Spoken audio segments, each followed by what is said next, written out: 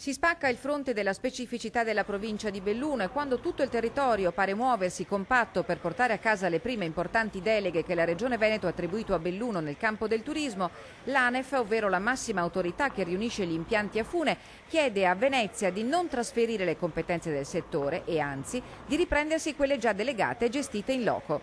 La richiesta ufficiale la spiega il presidente dell'associazione dopo l'incontro di ieri sera con l'assessore regionale Marino Finozzi. Non è solo una questione di competenze ma anche di personale e di struttura a disposizione, cioè la provincia di Belluno per sostenere, o quello che era la provincia di Belluno per sostenere gran parte del lavoro di lavoro che necessita per il nostro comparto non ha sufficiente personale. E dunque pare che la motivazione ufficiale sia esclusivamente tecnica. La provincia di Belluno, così com'è, non può sostenere la mole di lavoro richiesta per una oggettiva carenza strutturale. Chiediamo questo in quanto gran parte delle nostre problematiche sono già gestite a livello regionale e anche per il fatto che noi abbiamo bisogno di semplificare. La notizia non poteva non scatenare un coro di polemiche, giacché a ben vedere la richiesta di ANEF non è congruente rispetto alle battaglie sostenute anche in un passato recente.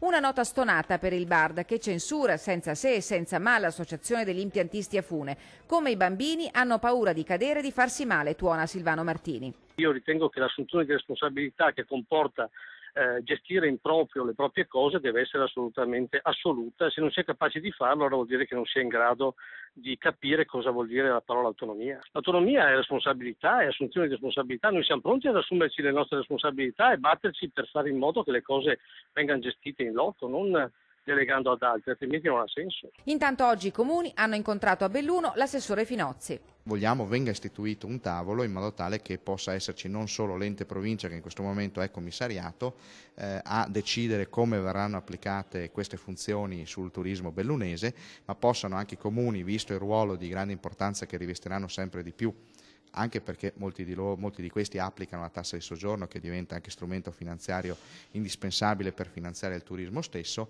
devono essere inclusi in questo percorso.